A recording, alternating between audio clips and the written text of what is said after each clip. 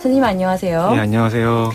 이 제자백과 공동체를 말하다라는 책을 통해서 이런 주제를 정리를 해주셨는데 지금도 사실 난세 같은데 네. 이 정도 철학력을 보여주는 사람이 많이 안 보이는 것 같다는 생각 들거든요. 예, 그 당시 시대를 지금 말로 좀 표현하자면 좀 표현이 이상할지 모르지만 모든 나라가 다 강성대국을 추구하던 시기였고 또 선군 정치 이북식 표현이라 좀 이상할지 모르지만 다들 선군 정치하던 시절이었습니다. 그렇죠.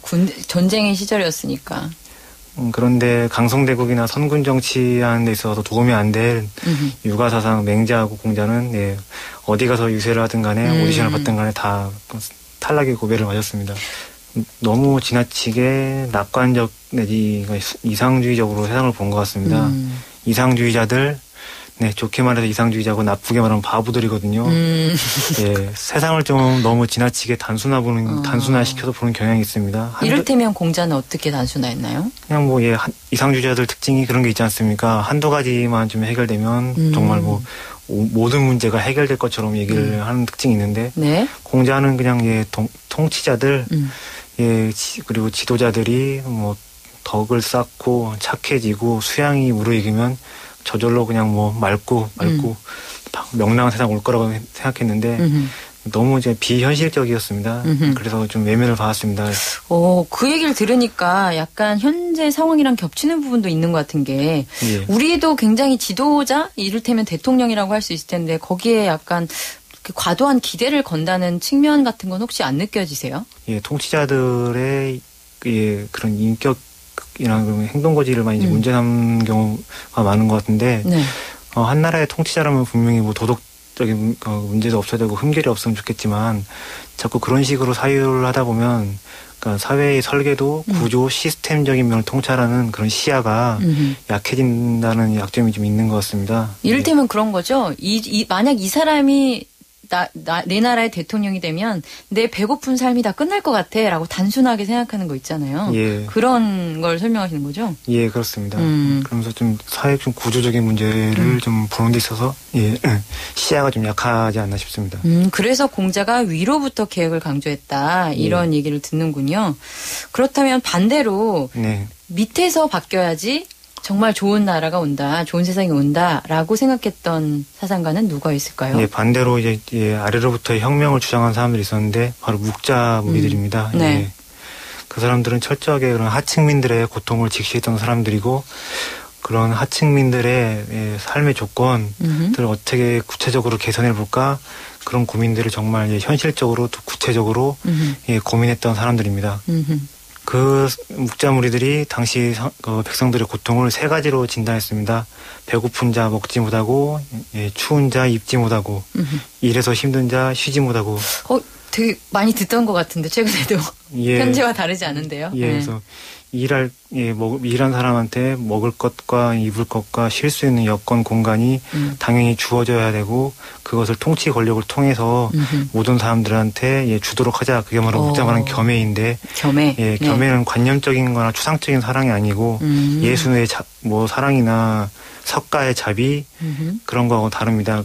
철저하게 구체적인 삶의 조건 개선 그리고 경제적인 문제, 이익의 문제를 중심에 놓고 사유하는 게 묵자의 겸해입니다. 그렇다면 일종의 분배 시스템도 잘 갖춰져야 되는 거고 그러려면 체계적인 행정 제도가 있어야 될 거고 또 탁월한 행정가가 아니고서는 불가능한 개념이네요. 그래서 묵자 무리들이 진나라에 투신했을 때 진나라의 법제들을 굉장히 정교하고 그리고 많은 분야들을 망라할 수 있도록 이렇게 만들었습니다. 진시황제의 진나라? 그렇습니다. 그때 중국에 웬만한 체계가 잡혔다라는 평가를 듣잖아요. 사실상 그때 동아시아 체제의 그런 기본이 그때 잡혔고 중국은 신해혁명, 우리 조선은 한일합방 때까지 진나라의 그런 만든 체제 베이스가 그때까지 간 거라고 보시면 됩니다. 그게 묵자로부터 약간 단초가 된 거군요. 묵자가 거기서 많은 것을 만들었습니다.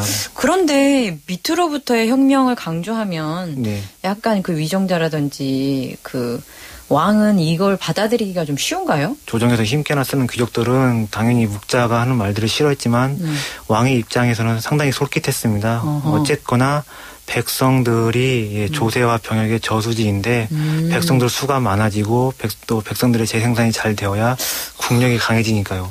그거 요즘에 얘기하는 가계소득이 늘어야지 예. 나라의 경제가 산다라는 것과 상통하는 얘기인 것 같은데 예. 그래서 똑똑한 왕이라면 묵자의 얘기를 제대로 소화했을 수 있을 것 같은데 실제로 빚을 좀 받나요, 묵자는? 예, 묵자 무리들의 주장이 모두가 다 수용된 것은 아니지만 네. 적지 않게 현장에서 수용이 됐고 어허. 특히 적극적으로 수용한 진나라 같은 경우는 굉장히 국력을 키워서 이렇게 천하통일에 나서게 되었습니다. 근데 그때 보니까 진나라를 거의 그 격파하는데 엄청난 그 영향을 미쳤던 장군이 있더라고요. 예. 그 장군의 얘기를 보면 지금 한국 상황에서 큰 화두가 되고 있는 병역 문제가 곧바로 떠오르던데요. 소개 좀 해주시겠어요? 천하통일을 한 진나라는 사실상 전국시대 초기부터 막강한 나라였고 항상 공격 일변도로 나서는 그런 나라였는데 그 진나라를 멸망의 위기까지 몰아넣은 장수가 있었습니다. 흔히들 아시는 손자병법, 손자병법의 그 손자의 라이벌 오기가 있는데 네. 오자병법의 오기가 진나라를 멸망의 위기까지 몰아넣었고 실제로 만약에 오기한테 병권을 준 채로 5년만 시간이 더 있었더라면 진나라가 아마 지도에서 지워졌을지도 모릅니다. 근데 그 오기란 장수들은 굉장히 병사들을 아꼈습니다. 장수는 철저하게 장수와 지휘관은 철저하게 병사들의 아버지가 되어야 한다고 주장했었고 정말 병사들을 아꼈던 사람입니다. 네. 더 강한 군대 그리고 딴 생각을 하지 않는 군대를 만들어서 굉장히 어떤 적이 와도 쳐부술 수 있는 사람들을 만들려면 사회랑도 격리돼야 되고 이를테면 전화통화도 매우 금지해야 되고 이런 얘기를 한단 말이에요. 근데 그거와 다르게 아끼는 방식, 오기의 방식이라는 게 이를테면 뭘까요? 그러니까 오기는 철저하게 고통을 같이 했습니다. 그래서 혼자서 좋은 음식 먹고 혼자서 편한 수레 타고 다니고 그런 행동을 하지 않았고 네. 병사들과 똑같이 훈련받았고 행군할 때는 병사들과 똑같은 짐을 지고 걸어서 갔습니다. 그리고 병사들이 잠을 자고 난 다음에 자신이 잠을 청하고 그리고 밥도 병사들과 똑같은 밥을 먹었습니다. 아, 그래요? 굉장히 솜방망이 처벌을 받고 무슨 죄를 지어도 그런 현재 상황과는 매우 다른데 그렇게 만약에 하면 우리나라 같은 경우는 이런 얘기 나올 수 있을 것 같아요. 그럼 병사들 빠진다. 응? 상하가 서열이 엄격해야지 그런 식의 모습을 보여주면 빠져서 전투력이 떨어진다라고 말할 수 있을 것 같은데 실제 오기는 어땠어요? 전투에서 이기는 확률이 얼마나 됐죠? 76전 전승입니다. 진 적이 없는 장수입니다. 76번 싸워서 모두 이겼다고요? 예. 아하. 이렇게 병사들을 훈련시키고 리더십을 발휘해도 전투력에 절대 손상이 가지 않는 것을 많은 우리나라 군대 지휘관들이 들었으면 하는 바람이 있는데요. 예.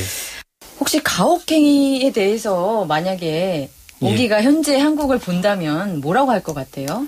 오기는 철저하게 병사들을 아껴야 한다고 주장한 사람이고 실제로 지휘관으로서 활동할 때 부하들을 굉장히 아꼈고 또 부하들이 굉장히 또 오기를 인간적으로 신뢰했었습니다. 근데 한국 군대에 최근에 터지는 이런 일련의 가혹행위 참 오기가 와서 봤으면 정말로 이해할 수가 없었던 하는 그런 행위일 것 같고요. 네. 또 오기라는 사람은 일단 군사의 문제 이전에 정말로 국방력이 튼튼해지려면 나라 안에서 선정이 베풀어져야 한다. 아하. 그래서 어느 정도의 국민들이 잘 살게 해줘야 되고 국민들이 내가 사는 나라에 주인의식을 가지게 해야 한다. 이렇게 주장했습니다. 네. 누구든 자신이 애착을 가지고 있는 것을 악착같이 지키려고 하지 않겠습니까? 네. 그것처럼 오기도 일단은 국방력이 강해지고 군사력이 강해지려면 군대 문제 이전에 국가 공동체를 정치 공동체를 굉장히 튼튼하게 해야 한다. 그런 얘기를 주장했습니다. 그리고 또 오기는 이런 얘기도 했습니다. 선정이 베풀어져야 그런 국방력이 커진다고 했는데 네. 한국 사람들은 조금 이상한 미신에 좀 집착하고 있는 것 같아요. 어떤 미신이요? 억압적인 체제가 군사력의 증가나 국방력이 유리하다는 허황된 미신에 좀 많이 빠져 있는데. 맞아요. 오기는 그런 미신 절대 근거 없는 소리라고 일축을 했습니다. 일축을 하고 결과를 보여줬잖아요. 모든 싸움에서 이기는 것으로. 네. 그리고 또 오기는데 단순히 병사들을 아끼기만 한 것이 아니라 어떻게 병사들의 힘을 뽑아낼 수 있을까 고민을 많이 했는데 정신력을 특히 강조했습니다. 근데 정신력만을 그렇게 앵무새처럼 되뇌인 것이 아니라 정신력을 발휘할 수 있는 여러 가지 조건들을 많이 만들어줬습니다. 예, 신분제적 요소를 군대에서 다 털어내버리고 철저하게 능력 중심, 성과 중심, 기능 중심으로 군대를 재편성했고요. 그리고 나가서 상을 세고 공을 세운 사람들 누구든지 다 신분이 상승하고 지위가 올라갈 수 있도록 법제화시키도록 이렇게 왕한테 강하게 주장을 해서 그걸 또 관철시켰습니다. 일종의 동기부여를 굉장히 잘했던 사람이네요. 네. 정신 승리만 강조한 게 아니고. 그렇군요. 그리고 또 제가 굉장히 재밌게 봤던 거는 이제 관중의 얘기인데요. 이 관중이 우리가 어렸을 때 많이 그 우정과 관련해서 얘기를 많이 했던 관중과 포수가의 그 관중인가요? 예, 그렇습니다. 관포지교라고 하지 않습니까? 관중이 이런 말을 했죠. 예, 나를 낳아준 사람은 부모지만 나를 정말 알아주는 사람은 포수가다라고 할 정도로 둘이 우정이 대단했고, 관중과 포수가가 동아시아의 사회에서는 그렇죠. 하나의 우정의 아이콘이죠. 네. 이 우정의 아이콘인 이 관중이 보니까 이 정치 사상가로서도 이제 한 획을 그었더라고요. 그러니까 책의 표현대로 설명을 하자면 극단적 실용주의자라는 그 수식을 다루셨던데, 사실 이 부분에서 제가 관심 있게 본 거는 우리의 많은 정치가들이 이념, 정치 떠나서 먹고 사는 문제만 해결하자. 그리고 지금도 여야의 지금 국회에서 싸우는 얘기 중에 상당수가 민생법안이다. 혹은 민생법안이 아니다라는 거 가지고 얘기하잖아요. 근데 관중이 말한 극단적 실용주의라는 게 무엇일까라는 궁금함이 들더라고요. 관중이 실용주의는 제대로 실용주의인 건 사실입니다. 어쨌든 먹고 사는 문제를 철저하게 해결했었고 제 나라를 부유한 나라로 만들었습니다. 하지만 부를 축적하는 과정, 생산하는 과정에 대한 고민이 없었고 그런 수단에 대한 고민이 없었습니다. 그래서 지금 제 나라가 나중에 좀 그렇게 좀 쇠락하게 하는데 하향세를 타게 하는 데 있어서 관중의 책임도 좀 있습니다. 그럼 무조건 결과만 만들면 된다라고 했다고요? 일단은 부를 축적하는 과정, 부를 쌓는 과정에 대한 수단이나 그런 거에 대해서 고민하지 않았습니다. 어느 정도였냐면 나라 안에 관제 기생집을 만들었습니다. 관제 기생집이요? 나라가 기생들을 관리하고 장사했단 말이에요? 예, 장사를 했습니다. 거기서 그 모든 우리나라 인민들도 와서 거기서 돈을 쓰고 또 외국의 상인들이 와서, 특히 상인들이 와서 두둑히 돈을 소비하고 가라 해서 제 나라 수도 임치에다가 300여 개의 관제 기생집을 만들었습니다. 근데 부를 쌓는 건 좋지만 그 과정이나 수단에 대한 고민이 분명히 있어야 한다고 보거든요. 정당하지 못한 방법으로 쌓은 부는 오래 갈 수가 없다고 저는 생각하는데 그래서 관중이 제 나라의 하향세에 분명히 지금 책임이 좀 있다고 생각합니다. 그 우정의 아이콘이 관제 기생집을 만들었다는 게 약간 와닿지 않는데요. 근데 그렇다면 사실 그 극단적 실용주의라는 말의 어떤 함정이라는 게 어떤 윤리라든지 가치라든지 이런 것이 좀 빠져 있다. 그래서 결국에는 문제를 발생시킨다. 이런 걸 텐데요. 과정의 중요성을 강조했던 거는 반대로 누굴까요? 공자하고 맹자겠지요. 사람의 그런 순수한 동기, 의도만 좋으면 모든 게 또 해결될 거라고 생각했으니까.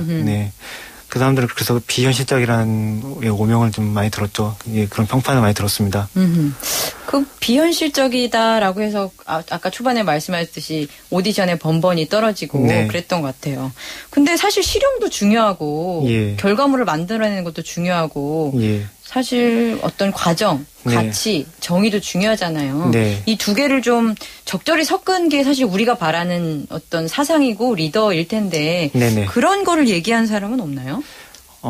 그런 사람이라면 역시 좀 묵자가 좀 있는 것 같습니다. 묵자, 아까 말씀하셨던.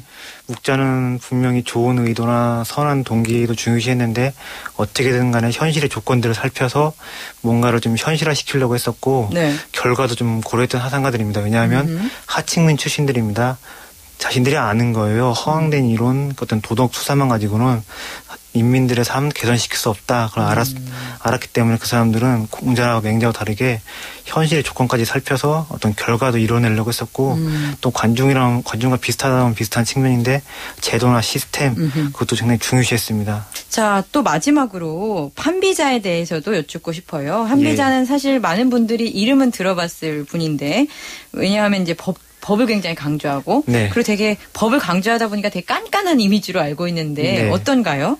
찔러도 피 한 방울 안 나올 것 같은 그런 이미지로 많이 좀 사람들이 알고 있는 게 사실인데 그렇게 그 사람의 책을 읽어보다 보면 어떤 절박함이 많이 느껴지더라고요. 예, 그런 간신배들 그리고 예, 부패한 기득권 세력들이 자신의 조국 한나라를 예, 망쳐가고 있는 거 현실에 너무 안타까워하고 그런 간절함이 많이 보였습니다. 절박함. 그리고 또 자신의 법치를 이렇게 얘기하더라고요. 제 법치는 궁극적으로 백성들을 위하는 것이고 인민들을 위하는 것이다.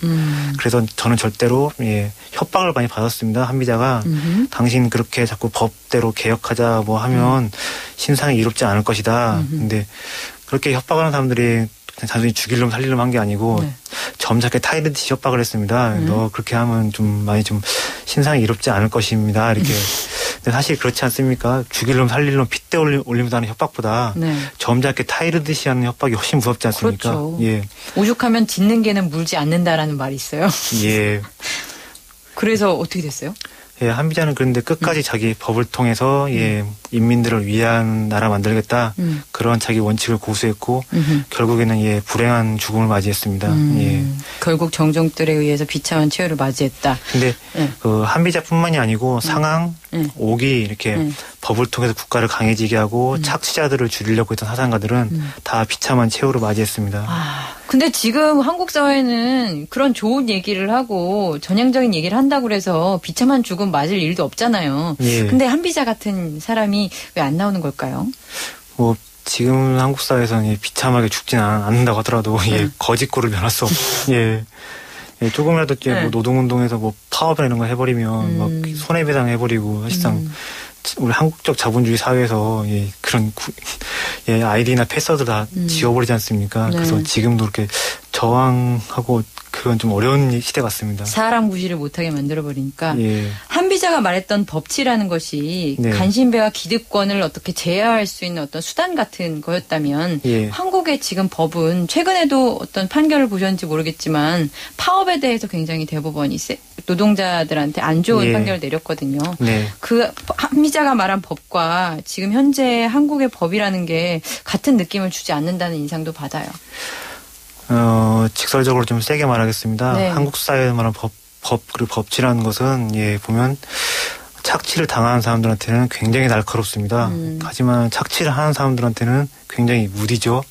하나의 착취의 도구, 게 사실인 것 같습니다.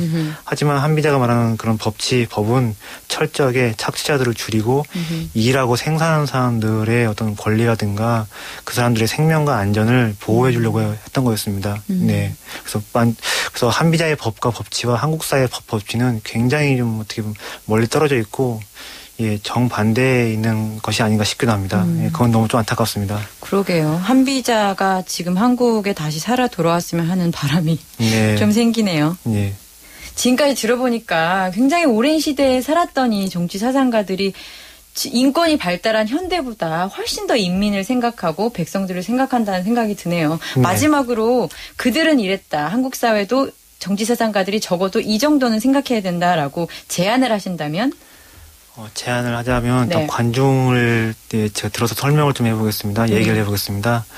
관중이 3인 구분을 얘기했습니다. 사, 농, 공상, 직업과 신분에 따라서 사는 지역과 그런 생산하는 지역을 이렇게 별도로 구분해서 각자 거주하고 생산하게 하자 이런 주장을 했습니다. 그런데 그런 주장을 한 것은 그 일하는 사람들 상인과 농민 공인들을 통제 내지 관리하기 위한 의도 내지 포석이기도 했지만 그런 사람들 생산에 종사하는 사람들을 보호하기 위한 하나의 수단 내지 틀이었거든요. 왜냐하면 지배층들 사가 우월한 경제력과 정부력으로 농사를 하게 된다면 분명히 토지 배입에 내서 가지고 지주 일을 하게 될 것이고 또 그 사람들이 또 상업에 또 기웃거리게 되면 매점 매석을 통해서 또 거대 자본을 형성하게 될 것이란 말입니다. 그런데 우리 그러니까 관중의 그런 3인 구분으로는 어떻게든 간에 일하는 사람들을 좀 보호하기 위한 틀로서 만들어지기도 한 것인데 지금 한국 사회는 보면 대기업들이 함부로 중소기업의 영역에 침범하기도 하고 관중이 한국 사회에 온다면 일단 그런 얘기를 할 것 같아요. 어떻게든 대기업과 중소기업이 일하는 영역을 분리해라. 그리고 절대 골목 상권에 끼어들지 못하게 해라. 지금 한국 사회가 어쨌든 뭐 배임 모두 은퇴하고 있고 많은 사람들이 지금 자영업 하고 있는데 일단 자영업 하시는 분들을 위해서 관중의 그런 실용적인 사고, 관중 사상의 전부는 아니더라도 부분적으로나마 우리가 좀 받아들여서 배울 부분이 있는 것 같습니다. 예, 윤리뿐 아니라 우리가 결국 살기 위해서 그렇게 해야 될 것 같아요. 예, 한국 사회의 실용주의는 실용주의도 아닌 것 같습니다. 관중의 실용주의는 어쨌든 간에 부의 축적하는 과정에서 고민이나 그 수단에 대한 고민이 없다고 하지만 사회의 생산력은 철저하게 유지하고 확대해 가려고 했었습니다. 근데 한국 사회 실용주의는 정말 저질이고 유사 실용주의인 게 유사 실용주의. 예. 사회의 생산력을 갈수록 고갈시켜가는 실용주의를 내세우만 하거든요. 그런 걸 계속 유지하거든요. 근데 계속해서 지금 출산 파업하고 있지 않습니까? 그리고 너도 많은 사람들이 지금 너무 그 기초적인 생활 보장도 안 돼가지고 힘들어하고 있고요. 그래서 한국 사회의 생산력 지금 갈수록 떨어져가고 있고 또 우리 한국 사회 자본주의가 지속 가능한 자본주의인가에 대해서 회의를 좌우 모두 막론하고 하고 있는데 관중 사상을 보면서 일단 실용주의도 하려면 제대로 좀 했으면 좋겠습니다. 실용주의 하려면 제대로 해라. 이 부분 특히 최경환 경제부총리가 경기 부양책을 요즘에 말하고 있는데 실제로 뭘 해야 될지 귀담아 들으면 더 좋을 것 같네요. 여기까지 듣겠습니다. 임건순 선생님 정말 감사합니다. 예, 감사합니다.